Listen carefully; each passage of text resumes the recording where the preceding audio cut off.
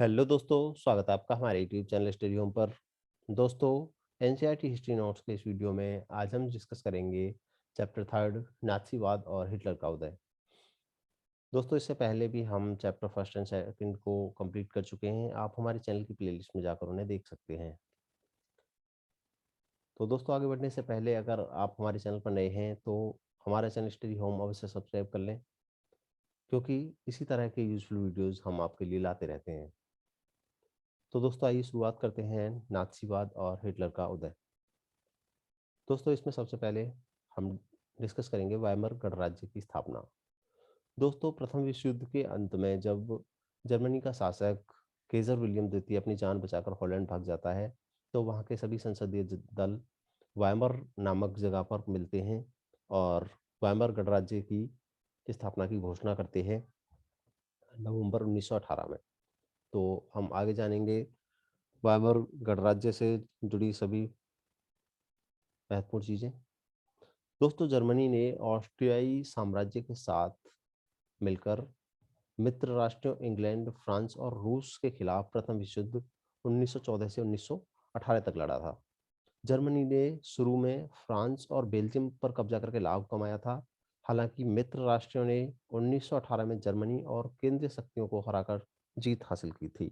यानी कि प्रथम विश्व युद्ध में जर्मनी की हार हुई थी और जो भी उसके साथ धुरी राष्ट्र थे उनकी हार हुई थी और इसमें मित्र राष्ट्रों की जीत हुई थी। तो वाइमर में एक नेशनल असेंबली की बैठक होती है वाइमर नामक जगह पर, और एक संघीय ढांचे के साथ एक लोकतांत्रिक संविधान की स्थापना की जाती है। जून 1919 में वर्साई की संधि पर हस्ताक्षर होते हैं, जिसमें जर्मनी के ऊपर मित्र शक्तियों ने कई अपमानजनक शर्तें थोपी थीं। मित्र राष्ट्र में दोस्तों, जैसे कि हम जानते हैं, इंग्लैंड, फ्रांस और रूस, इसके अलावा अमेरिका भी था। और जब जर्मनी इसमें युद्ध में हार जाता है तो उस पर कई अपमानजनक शर्तें थोपी जाती हैं। जैसे क्या क्या शर्तें होती हैं? युद्ध अपराध बोध अनुच्छेद के तहत 6 अरब पाउंड का जुर्माना लगाया जाता है और युद्ध में हुई क्षति के लिए सिर्फ जर्मनी को जिम्मेदार माना जाता है और जर्मनी को सैन्य विहीन कर दिया जाता है। सारे उपनिवेश का 10% आबादी, 13% भूभाग और 75% लौह भंडार और 26% कोयला भंडार का मित्र राष्ट्र आपस में बांट लेते हैं और वर्साय की संधि द्वारा जर्मनी में इस तरह से वाइमर गणराज्य की स्थापना होती है। तो दोस्तों, वाइमर गणराज्य के सामने कई समस्याएं आती हैं। ये समस्याएं क्या क्या थी? नंबर एक, वर्साय में हुई शांति संधि की वजह से जर्मनी को अपने सारे उपनिवेश का तकरीबन 10% तो आबादी और 13% भूभाग, 75% लौह भंडार और 26% कोयला भंडार फ्रांस, पोलैंड, डेनमार्क और लिथुआनिया के हवाले करने पड़ते हैं। और मित्र राष्ट्रों ने उसकी सेना भी भंग कर दी थी। युद्ध अपराध बोध अनुच्छेद, ये एक क्लॉज था, इसके तहत युद्ध के कारण हुई सारी तबाही के लिए जर्मनी को जिम्मेदार ठहराकर उस पर 6 अरब पाउंड का जुर्माना लगाया जाता है। खनिज संसाधनों वाले राइनलैंड पर भी 20 के दशक में ज्यादातर मित्र राष्ट्रों का ही कब्जा रहता है। इसके अलावा आर्थिक संकट आते हैं। युद्ध में डूबे हुए ऋणों के कारण, क्योंकि 1914 से 1918 तक लंबा युद्ध लड़ा गया था, इसके कारण जर्मनी कर्जे में डूब चुका था, आर्थिक रूप से अपंग हो गया था और उसका भुगतान, जिसका भुगतान सोने में किया जाना था, तो सोने में भुगतान के कारण सोने के भंडार में कमी आई और जर्मन निशान, जो कि उस टाइम पे जर्मन की मुद्रा थी, जर्मन निशान, उसका मूल्य गिर जाता है और आवश्यक वस्तुओं की कीमतें आसमान छूने लगती हैं। इसके अलावा राजनीतिक संकट आते हैं। राष्ट्रीय सभा द्वारा वाइमर गणराज्य का विकास और सुरक्षा के रास्ते पर लाने के लिए एक नए जनतांत्रिक संविधान का निर्माण किया गया, किंतु यह अपने उद्देश्य में असफल रहा। संविधान में बहुत सारी कमजोरियां थीं। आनुपातिक प्रतिनिधित्व संबंधी नियमों तथा अनुच्छेद 48 के कारण एक राजनीतिक संकट पैदा हुआ, जिसने तानाशाही शासन का रास्ता खोल दिया।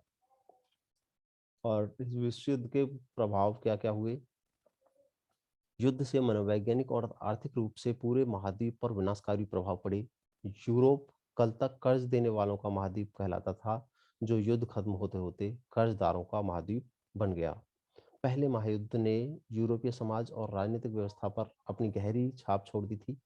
सिपाहियों को आम नागरिकों के मुकाबले ज्यादा सम्मान दिया जाने लगा।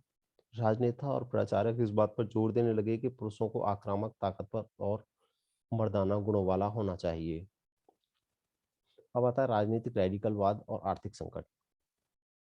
दोस्तों, राजनीतिक रेडिकलवाद विचारों को 1923 के आर्थिक संकट से और बल मिला। जर्मनी ने पहला विश्व युद्ध मोटे तौर पर कर्ज लेकर लड़ा था। युद्ध के बाद तो उसे स्वर्ण मुद्रा में हर्जाना भी भरना पड़ा। इस दोहरे बोझ से जर्मनी के स्वर्ण भंडार लगभग खत्म होने की स्थिति में पहुंच गए थे। आखिरकार 1923 ईस्वी में जर्मनी ने कर्ज और हर्जाना चुकाने से इनकार कर दिया और इसका जवाब फ्रांसीसियों ने जर्मनी के मुख्य औद्योगिक इलाके पर कब्जा कर लिया। यह जर्मनी के विशाल कोयला भंडार वाला इलाका था। जर्मन सरकार ने इतने बड़े पैमाने पर मुद्रा छाप दी कि उसका मुद्रा मार्क का मूल्य तेजी से गिरने लगा। अप्रैल में एक अमेरिकी डॉलर की कीमत 24,000 मार्क थी, जो जुलाई में 3,53,000 मार्क हो गई और अगस्त में 46,41,60,000 और दिसंबर में 9,88,60,000 मार्क हो गई। यानी इतनी तीव्र गति से जो जर्मनी की मुद्रा का अवमूल्यन हुआ, वो बहुत ज़्यादा नीचे गिर गई। इसके कारण अति मुद्रास्फीति की समस्या सामने आई। जैसे जैसे मार्क की कीमत गिरती गई, जरूरी चीजों की कीमतें आसमान छूने लगी। जर्मन समाज दुनिया भर में हमदर्दी का पात्र बनकर रह गया। इस संकट के बाद में अति मुद्रास्फीति का नाम दिया गया। जब कीमतें बेहिसाब बढ़ जाती हैं तो उस स्थिति को अति मुद्रास्फीति का नाम दिया जाता है। अब आते हैं मंदी के साल। 1924 से लेकर 1928 तक जर्मनी में कुछ स्थिरता रही, लेकिन यह स्थिरता मानव रेत के ढेर पर खड़ी थी। जैसे कि ये एक रेत के ढेर पर खड़ी थी। जर्मन निवेश और औद्योगिक गतिविधियों में सुधार मुख्यतः अमेरिका से लिए गए अल्पकालिक कर्जों पर आश्रित था। जब 1929 में शेयर बाजार धराशायी हो गया और जर्मनी को मिल रही यह मदद भी रातों रात बंद हो गई। कीमतों में गिरावट की आशंका को देखते हुए लोग धड़ाधड़ अपने शेयर बेचने लगे और 24 अक्टूबर को एक दिन में 1.3 करोड़ शेयर बेच दिए गए। यह आर्थिक महामंदी की शुरुआत थी। फैक्ट्रियां बंद हो गई थी, निर्यात गिरता जा रहा था, किसानों की हालत खराब हो गई थी और सट्टेबाज बाजार से पैसा खींचते जा रहे थे। अमेरिकी अर्थव्यवस्था में आई इस मंदी का असर दुनिया भर में महसूस किया गया और सबसे बुरा प्रभाव जर्मन अर्थव्यवस्था पर पड़ा। मजदूर या तो बेरोजगार होते जा रहे थे या उनके वेतन काफी गिर चुके थे और बेरोजगारों की संख्या लगभग 60 लाख पहुंच चुकी थी। दोस्तों, इसके बाद आता है नाथसीवाद। नाथसीवाद, जो कि एक संपूर्ण व्यवस्था और विचारों की पूरी संरचना का नाम है और इसका जनक था हिटलर। जर्मन साम्राज्य में ये एक विचारधारा की तरह फैल गई थी, जो खास तरह की मूल्य मान्यताओं और एक खास तरह के व्यवहार से संबंधित था। नाजियों का ग्लोबल व्यू क्या था, विश्व दृष्टिकोण उनका क्या था, जो नाथसीवाद को मानते थे? राष्ट्रीय समाजवाद का उदय चाहते थे, सक्षम नेतृत्व, नस्ली कल्पना लोक और जीवन परिधि, अपने लोगों को बसाने के लिए ज्यादा से ज्यादा इलाकों पर कब्जा करना और नस्लीय श्रेष्ठता, शुद्ध और नार्डिक आर्यों का समाज। यानी नस्लीय श्रेष्ठता मानते थे वो अपने आप को। और अब बात आती है जर्मनी में हिटलर के उदय के कारण। क्या क्या कारण थे कि जर्मनी में हिटलर का उदय हुआ? तो क्योंकि वर्साय की संधि जो हुई थी वो काफी अपमानजनक थी जर्मनी वासियों के लिए। उससे आम लोग काफ़ी परेशान थे, काफ़ी चिंतित थे। वाइमर रिपब्लिक की कमजोरियां, आमूल परिवर्तनवादियों और समाजवादियों में आपसी फूट, नाज़ी प्रोपेगेंडा और सर्वघटाकरण का भय, बेरोजगारी और आर्थिक महामंदी, इन सभी कारणों के वजह से जर्मनी में हिटलर का उदय हुआ। हिटलर ने 1919 में वर्कर्स पार्टी की सदस्यता ली और धीरे धीरे उसे इस संगठन पर अपना नियंत्रण स्थापित कर लिया। फिर उसे सोशलिस्ट पार्टी का नाम दिया। पहले वर्कर्स पार्टी थी, फिर उसको सोशलिस्ट पार्टी का नाम दे दिया गया और यही पार्टी बाद में नाज़ी पार्टी के नाम से जानी गई। महामंदी के दौरान जब जर्मन अर्थव्यवस्था जर्जर हो चुकी थी, काम धंधे बंद हो रहे थे, मजदूर बेरोजगार हो रहे थे, जनता लाचार और भुखमरी में जी रही थी, तो नाज़ियों ने प्रोपेगेंडा के द्वारा एक बेहतर भविष्य की उम्मीद दिखाकर अपना नाज़ी आंदोलन चमका लिया और इसी के बाद चुनावों में 32% वोट लेकर हिटलर जर्मन का चांसलर बनता है। हिटलर की राजनीतिक शैली कैसी थी? वह लोगों को गोलबंद करने के लिए आडंबर और प्रदर्शन पर विश्वास रखता था। वह लोगों का भारी समर्थन दर्शाने और लोगों में परस्पर एकता की भावना पैदा करने के लिए बड़ी-बड़ी रैलियां और सभाएं करता था। स्वास्तिक छपे लाल झंडे, नाज़ी सैल्यूट का प्रयोग किया करता था और भाषण खास अंदाज में दिया करता था। भाषणों के बाद तालियां भी खास अंदाज में नाज़ी लोग बजाया करते थे। चूंकि उस समय जर्मनी भीषण आर्थिक और राजनीतिक संकट से गुजर रहा था, इसलिए वह खुद को मसीहा और रक्षक के रूप में पेश कर रहा था, जैसे जनता को इस तबाही से उबारने के लिए उसने अवतार लिया है। जर्मनी में नाज़ीवाद को लोकप्रियता कैसे मिलती है? 1929 के बाद बैंक दिवालिया हो चुके थे और काम धंधे बंद होते जा रहे थे, मजदूर बेरोजगार हो गए थे और मध्य वर्ग को लाचारी और भुखमरी का डर सता रहा था। नाज़ी प्रोपेगेंडा में लोगों को एक बेहतर भविष्य की उम्मीद दिखाई देती थी। धीरे-धीरे नाज़ीवाद एक जन आंदोलन के रूप लेता गया और जर्मनी में नाज़ीवाद की लोकप्रियता मिलने लगी। हिटलर एक जबरदस्त वक्ता था, उसका जोश और उसके शब्द लोगों को हिलाकर रख देते थे। वह अपने भाषण में एक शक्तिशाली राष्ट्र की स्थापना, वर्साई संधि में हुई नाइंसाफी, जर्मन समाज को खोई हुई प्रतिष्ठा वापस दिलाने का आश्वासन देता था। उसका वादा था कि वह बेरोजगारों को रोजगार और नौजवानों को एक सुरक्षित भविष्य देगा। उसने आश्वासन दिया कि वह देश को विदेशी प्रभाव से मुक्त कराएगा और तमाम विदेशी साजिशों का मुंहतोड़ जवाब देगा। नाज़ियों के जनता पर पूरा नियंत्रण करने के तरीके, वो जनता को कैसे नियंत्रण करते थे? हिटलर ने राजनीति की एक नई शैली रची थी। वह लोगों को गोलबंद करने के लिए आडंबर और प्रदर्शन की अहमियत को समझता था। हिटलर के प्रति भारी समर्थन दर्शाने और लोगों में परस्पर एकता का भाव पैदा करने के लिए नाज़ियों ने बड़ी-बड़ी रैलियां और जनसभाएं आयोजित की।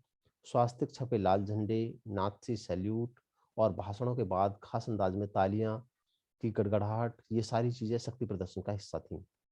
नाज़ियों ने अपने धुआंधार प्रचार के जरिए हिटलर को एक मसीहा, एक रक्षक और एक ऐसे व्यक्ति के रूप में पेश किया जिसने मानव जनता को तबाही से उबारने के लिए अवतार लिया हो। एक ऐसे समाज को यह छवि बेहद आकर्षक दिखाई देती थी जिसकी प्रतिष्ठा और गर्व का एहसास चकनाचूर हो चुका था, जो एक भीषण आर्थिक और राजनीतिक संकट से गुजर रहा था। बात आती है लोकतंत्र ध्वंस की। दोस्तों, 30 जनवरी 1933 को राष्ट्रपति हिंडनबर्ग ने हिटलर को चांसलर का पदभार संभालने का न्योता दिया और यह मंत्रिमंडल में सबसे शक्तिशाली पद था। सत्ता हासिल करने के बाद हिटलर ने लोकतांत्रिक शासन की संरचना और संस्थाओं को भंग करना शुरू कर दिया। फरवरी महीने में जर्मन संसद भवन में हुए रहस्यमय अग्निकांड से उसका रास्ता और आसान हो गया। उसके बाद हिटलर ने अपने कट्टर शत्रु कम्युनिस्टों पर निशाना साधना शुरू किया और ज्यादातर कम्युनिस्टों को रातों रात कंस्ट्रक्शन कैंपों में बंद कर दिया गया। सम मार्च 1933 को प्रसिद्ध विशेषाधिकार अधिनियम इनेबलिंग एक्ट पारित किया गया। इस कानून के जरिए जर्मनी में बाकायदा तानाशाह स्थापित कर दी गई और नाज़ी पार्टी और इससे जुड़े संगठनों के अलावा सभी राजनीतिक पार्टियों और ट्रेड यूनियनों पर पाबंदी लगा दी गई।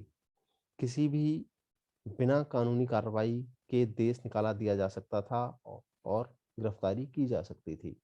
तो इस तरह से वहाँ का जो लोकतंत्र था वो ध्वस्त हो जाता है और जर्मन एक तानाशाह के रूप में वहाँ का चांसलर बनता है। द्वितीय विश्व युद्ध का अंत। जब द्वितीय विश्व युद्ध में अमेरिका कूद पड़ा तो धुरी राष्ट्रों को घुटने टेकने पड़े। इसके साथ ही हिटलर की पराजय हुई और जापान के हिरोशिमा और नागासाकी शहर पर अमेरिका के बम गिराने के साथ द्वितीय विश्व युद्ध का अंत हो गया। नाज़ी जर्मनी में युवाओं की स्थिति क्या थी? दोस्तों, जर्मन और यहूदियों के बच्चे एक साथ नहीं बैठ सकते थे। जिप्सियों और शारीरिक रूप से अक्षम और यहूदियों को स्कूल से निकाल दिया गया। स्कूली पाठ्यपुस्तक को फिर से लाया गया, जहां नस्लीय भेदभाव को बढ़ावा दिया गया और 10 साल की उम्र में बच्चों को युंगफोंग में दाखिल करा दिया जाता था, जो एक युवा संगठन था। 14 साल की उम्र में सभी लड़कों को हिटलर यूथ की सदस्यता अनिवार्य कर दी गई। महिलाओं की स्थिति कैसी थी? लड़कियों को अच्छी माँ और शुद्ध रक्त वाले बच्चों को जन्म देना उसका प्रथम कर्तव्य बताया जाता था। नस्ल की शुद्धता बनाए रखना और यहूदियों से दूर रहना और बच्चों का नाज़ी मूल्य मान्यताओं की शिक्षा देने का दायित्व उन्हें सौंपा गया।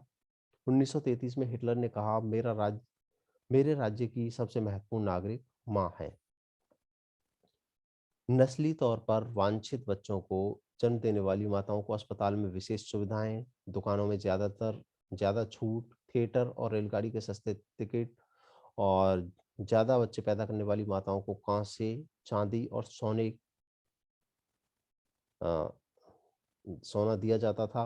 लेकिन अवांछित बच्चों को जन्म देने वाली माताओं को दंडित किया जाता था। आचार संहिता का उल्लंघन करने पर उन्हें गंजा कर मुंह पर काली पोत कर समाज में घुमाया जाता था। न केवल जेल बल्कि उनके तमाम नागरिक सम्मान और उनके पति और परिवार भी छीन लिए जाते थे। तो दोस्तों, इस तरह से ये चैप्टर यहीं पे समाप्त होता है। इसमें हमने लगभग सभी इम्पोर्टेंट फैक्ट्स को डिस्कस किया। दोस्तों, हमारा ये वीडियो देखने के लिए धन्यवाद। आपको हमारा ये वीडियो कैसा लगा हमें कमेंट करके ज़रूर बताएं। अगर अच्छा लगा हो तो इसे लाइक करें, दोस्तों के साथ शेयर करें। साथ ही हमारा चैनल स्टडी होम सब्सक्राइब करना ना भूलें। धन्यवाद।